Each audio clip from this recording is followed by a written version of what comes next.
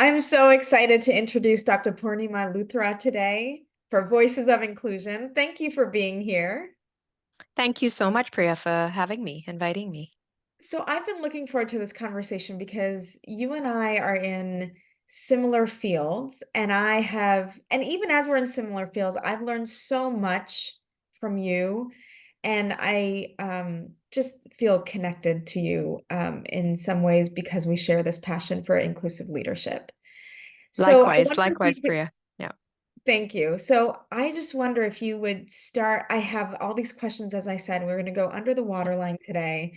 But is there anything you want to share by way of introduction? Is there anything our audience needs to know about you before we dive in? Oh, where to begin on that?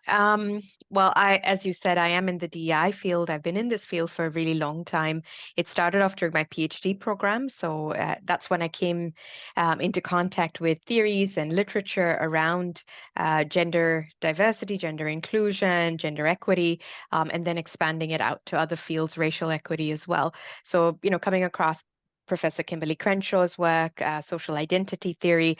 So during the PhD program, that's where really the the interest began on a more professional level, but I would say that my love for all things inclusion began even as a child. My mom will tell you that even as a child, I was hyper aware about inequity around me, and it would definitely affect me emotionally. So I was always very connected to that. But of course, not knowing um, what to do or how to address it as a child, but it was definitely a big part of it. I also, of course, then became more aware of it as a teenager and a young adult around acts of discrimination around me, what we now know as microaggressions, right? I didn't have the vocabulary at that time around what it was that I was experiencing or noticing and witnessing other people experiencing. So DI goes back a long way for me, and that's what I think I'd like the listeners to know about me and my where I'm coming from when it comes to this work. That it's not just a job; it's deeper, very personal. It's very personal, and you have those personal stories that you, I know, have excavated and spent time reflecting on that inform your Yeah, approach today. absolutely. Um, when I say I've learned from you, how you have expanded my view is that my interpretation of your work is that it has a very global perspective. And even you yourself are a global individual. You've moved around the world a lot, you speak multiple languages, and I really appreciate how you bring that perspective into your work. Yeah, I think, for me, that's a really important point, and I'm glad that that's what resonated with you, and I hope it resonates with the people reading my books and engaging with me in different platforms and even social media content as well. Is the very fact that I think we need a much more nuanced approach to DI that is more representative of local context, local challenges, but also local opportunities as well. I think the DI field, of course, has a lot of deep roots in the American context and even the British context. Um, and while that is very valid, and there are lots of great best practices to take out of it in terms of what we can do to address the challenges that we face, I also think that replicating those best practices wholesale in another context just simply doesn't work. And it is actually unpacking that to understand that global approach that for global organizations, you need to have a global DI strategy and a roadmap, but you also need to definitely have a localized approach on the ground, really understanding the needs of local employees and their employee resource groups and the context, right? The wider context around uh, education, healthcare, work systems, labor market. Like there's a lot around this that we actually need to understand to be able to address the challenges that we're facing in today's world. Yeah. Yes, thank you for that framing. So, with that frame in mind, my lens is really inclusive leadership, as you know. Yeah. So, I want to turn that over to you and ask you, I believe that we're all leaders, whether we like it or not. We influence the people around us just by the way we speak, the way we present ourselves, the way we think and share ideas. And I want to ask you, Poornima, in this way, what kind of leader are you? Yeah. That's such a great question. And I very much, like you, view leadership as the ability to influence and hopefully positively influence others. I mean, when we look at the idea of influence, it could go both ways, but the way that we're looking at it is to hopefully positively influence others, right? Um, I think one of the things that is really important to me is that leadership is not just downwards, that it is actually 360 degrees. So in my latest book, Leading Through Bias, that's how we frame leadership, that it is in all angles, that yes, it is downwards, but it's also upwards. And it's also sideways with peers in the industry, collaborators, but it's also outside your immediate workplace environment, right? And the most important thing we write in Leading Through Bias is that leading and leadership is also about leading yourself. Hmm. And so your question to me today around what is what kind of leader am I think there are a few things here. I very much see myself as a stone in a pond. You drop that stone and you see the ripple effect, that when we look at how much needs to be addressed in the world when it comes to inequity and inequality, it can seem so daunting for anybody looking at this mammoth problem, mammoth challenge ahead of us, right, that we're facing.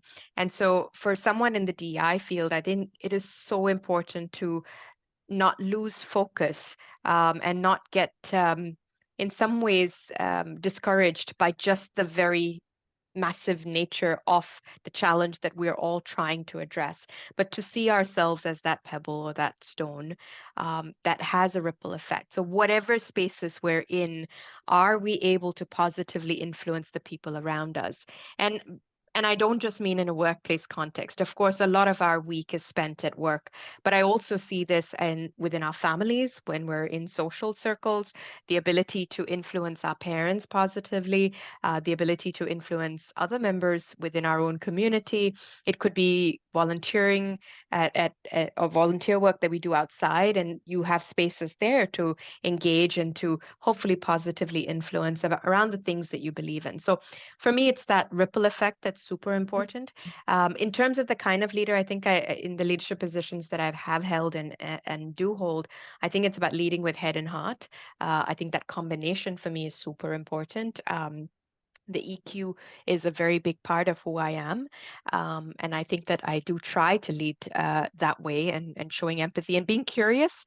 But also, I mean, I would also say that it's also about fairness, that to be able to be a leader who is grounded in fairness and of course in inclusion as well. So I think those are the ways I would describe myself. I get very frustrated in leadership roles when I'm not being respected. I Hmm. think, and not in a power way, but just Yeah. when, as a brown woman in leadership roles, what frustrates me most is when I'm talked over, when inclusion is used as a weapon against me, Yeah. when trying to make decisions that are difficult given the circumstances. And so I really, that's where I get off my equilibrium, you could say. And so bringing myself back requires me to remind myself in the very things that I've just said about what kind of leader I am, and ensuring that I am addressing those issues and grounding it in that fairness. Yeah. Yeah.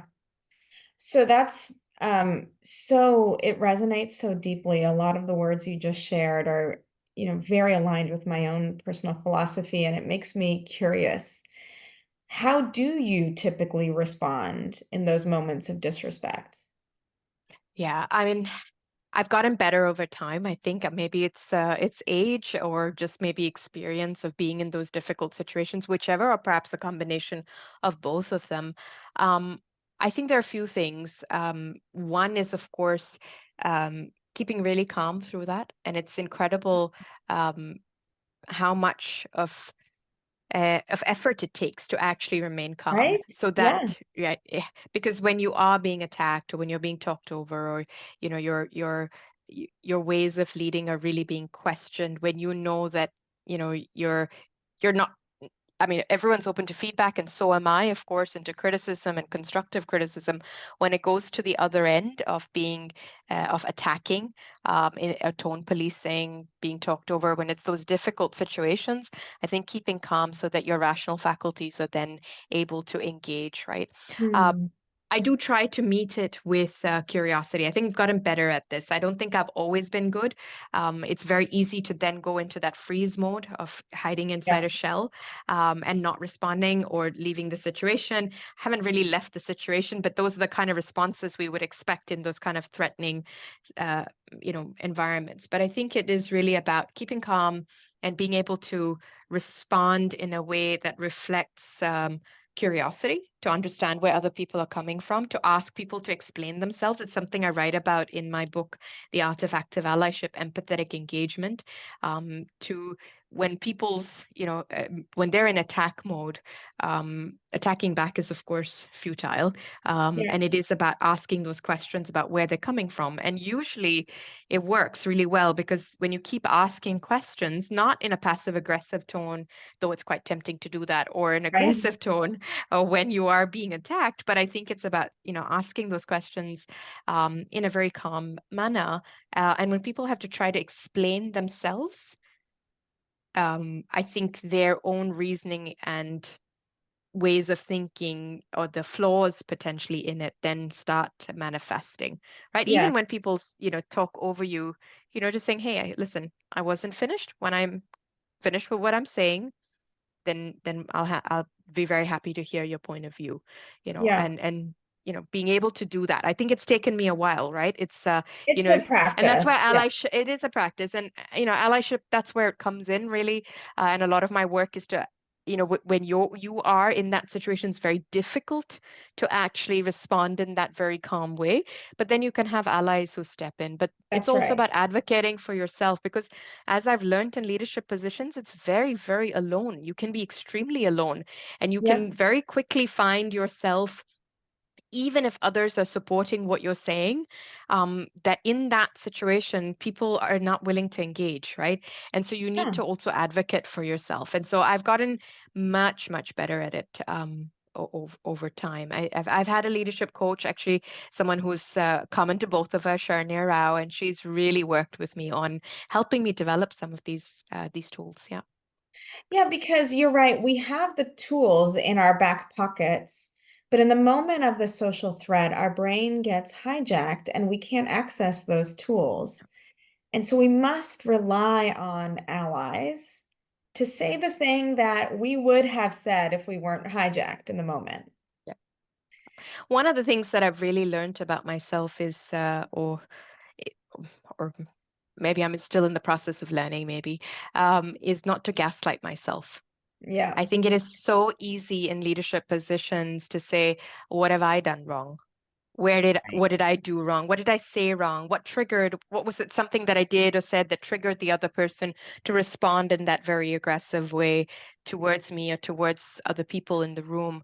Um, and we tend to gaslight ourselves, and we assume that there must be something wrong with me, so I need to try something differently, especially in leadership roles.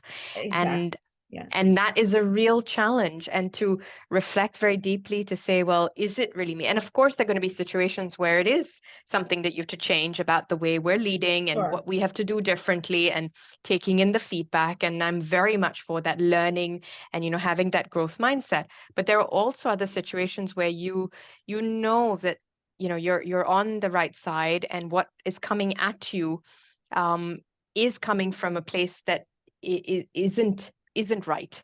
And in those Right. moments, to resist that temptation to gaslight yourself, I think is a really, really big challenge for me, because that's where I first go. But I also think the other side to that is that I don't want people thinking of me as, oh, there's the brown woman who's in a leadership role, Right.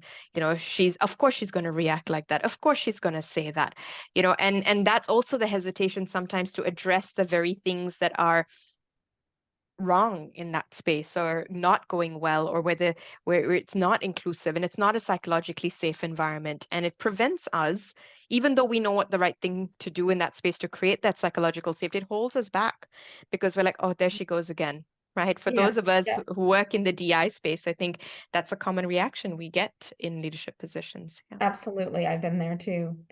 Yeah, when we've been conditioned to believe that it is our fault, that becomes our default reaction. And we have Yeah. to constantly, or at least I'm constantly reminding myself to take a step back and take fair responsibility. Okay, some of this can be attributable to me, but some of this is attributable to the system I'm in. Yeah. Absolutely. So that's language I think that is so powerful to say gaslighting myself. I haven't framed it that way, but I think it really nails it, what I'm actually doing in that moment. Yeah, absolutely. And it's hard to say that, right, to ourselves, It is. but but over the years, I think that's something that I've had to sit with and reflect on very deeply, that what am I doing to myself? I'm actually discounting my experiences. I'm Totally. Yeah. discounting what I'm feeling. I'm trying to put a bandage on something without actually addressing the wound that's there. And that is a form of, whether we call it personal gaslighting or whatever we might want to call it, but it is discounting our experiences. Yes. Thank And you for we're telling ourselves a different narrative. We're saying, oh, come on, that's not how that person meant it. Or I'm sure there's something wrong with the way you're leading. That's the mental chatter that is going on in our minds. And it may not be someone else doing this to us, but over time, we are doing it to ourselves. That's right. That's right. It becomes And that. of course, as you rightfully said, that mental chatter is not out of nowhere. That's coming from social conditioning. That's coming from the systemic bias that exists around us, that we have grown up in and have been educated into and socialized and conditioned into. So it's not to say that it's all us, that we need to solve this in our heads and ourselves. This is actually very much a product of conditioning. That's right. That's right. Okay, so now to clarify, how do you want to be known to yourself and to others? I'd like to be known a as someone who's left a positive mark on society, whatever Mm, the spheres of influence, wherever that is, right? And whatever those kind of boundaries are, but that I've left a positive mark. And actually, I think that this is what I try to remind myself every time I walk into a room, a space where I'm leading a workshop for leaders, or if I'm on stage doing a keynote. And that is what I remind myself, that what do you want to leave? What is that vibe or that message that you want to leave the audience with in that period of time that you're on stage? You want to leave them with something that is helping them shift towards being inclusive. So I'd like to be known as I suppose, if you wanted to put it into words, a thought leader, right? Someone who has that positive influence um, on, and someone who shifts people towards inclusive mindsets. Yeah. thank you for that. I think what I experienced there is you're clear on what you want. And I have to be honest, as a coach, I don't hear that a lot. In fact, I think that's the question people struggle most with. When I ask them, what do you want? It's it's a real challenge for people to answer that, and that's why they're not who they want to be. And I Yeah. see you Um, have become who you want to be because you know clearly who you are and who you want to be. yeah. It hasn't been an easy journey. I have a classic squiggly career, right? And, I talk about this quite a lot because I think it is also, I think in today's world, it's important for us to move away from the linear career model. Mhm. And, when I was 18 years old, making a choice into what, university degree to pursue, coming from a South Asian family, growing up in Singapore, there were really three options that family and society would have deemed as, you know, positive, or, worthy, maybe that's the right word, worthy Yes, career yes. prospects. And you're probably going to guess what they are, but it's doctor, lawyer, engineer, right? Yep. And to some extent, I still think those hold. I think depending on where you are in the world, I mean, I live in Denmark, and I think there's a lot more openness to other career um, pathways for people that are not linear, or that are out of the doctor, lawyer, engineer framework. So it's opened my own eyes to how I parent my own children. But for Hmm. me, there was those three choices. I actually always wanted to study human behavior. HR and organizational behavior was always something I was interested in, that side of things. But that wasn't really a worthy career option. What would you do was the question I was asked at the age of 18 from the people around me that I consulted, right? So I did engineering. I was, again, stereotypically into the model minority, of being good at math and science and Yeah. physics, and so engineering it was. It's taken me a while to get to where I want to be.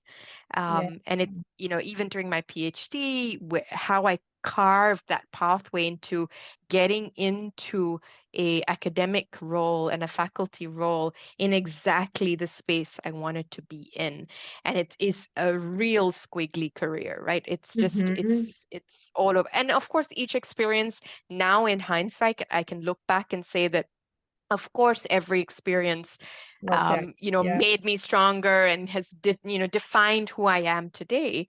But at Uh-huh. that time, it didn't feel like that. And I think the Sure. reason it didn't feel like that is because that was what I was socially conditioned. That was the kind of feedback I was getting around me. Other people were having very linear career paths, and that was seen as successful. Our very definitions of success need to be challenged, because it is about allowing young people to explore and to say, hey, you did that, it didn't work out, or it wasn't where you found yourself.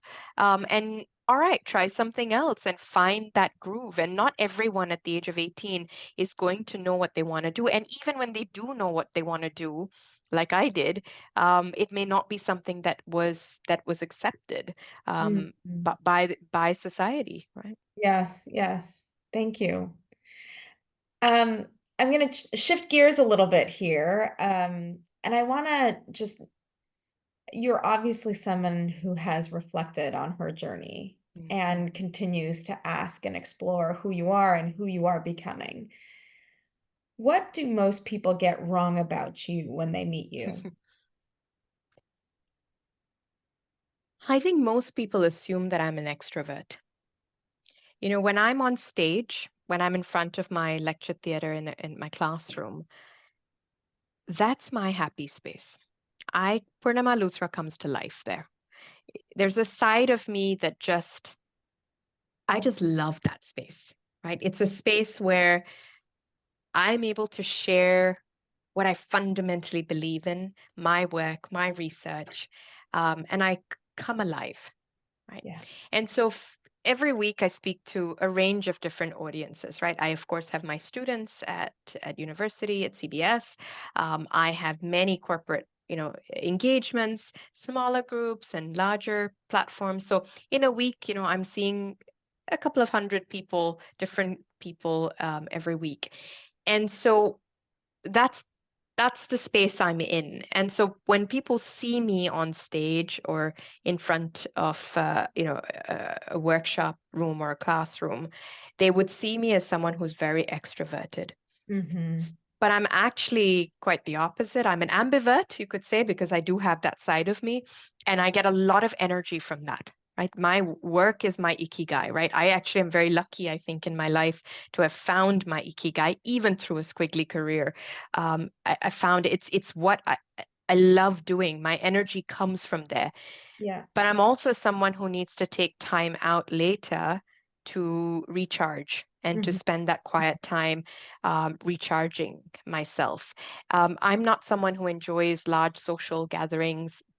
Those kind of things actually deplete and drain my energy. And it's taken me a long time to come to terms with this. And I think in many ways, COVID helped. With just the simplification maybe of our social circles at that time, and not because we wanted to, but because it was just the way things were.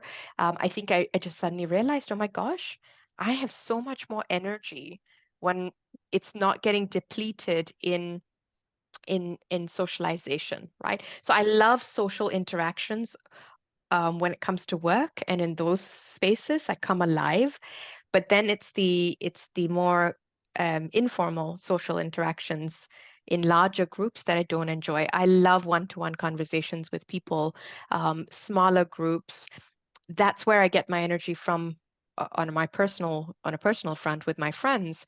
So I'm an ambivert, and I do need to take time out to recharge. So that's something very important. So I don't think people know this about me. When they see me on stage, I don't think they will be able to um, they'll get a feel for this side of me. Yeah. This is amazing to me, Poornima, because we've had a few keynote thought leaders in this series, and the women have all said the same thing. Yeah. People think I'm an extrovert, and I'm not. It's amazing, right? Like how we project a certain quality or characteristic onto people who happen to take on work on the stage. Yeah. Um, yeah, Yeah, and I think that there's nothing wrong with that. I think that it yeah. is about um I'm not a believer in, and I will go out and say this because of course I teach, around personality testing and things like that, right, within the HR and talent space. And I'm very anti all of this, right? Yeah. Personality testing and the tools that we have out there are inherently deeply flawed because we're trying to put people into four letters or different colors when actually the human personality is extremely complex. And we have bits of all of the different scales and extremes in us, right? That's why I use the term ambivert on myself because everyone actually has some degree of this and we show up differently in different spaces. When I was doing my PhD program, it was the third year of my PhD, of a 5-year PhD program. And that was the first time I entered a classroom. I was doing tutoring, it was part of the program. It was my first time teaching adult learners, right? Walked into the classroom a little bit ahead of time, my first lesson, lots of butterflies in my stomach, right? Needed to set up and make sure everything was in place. And I walked into that space and I just knew.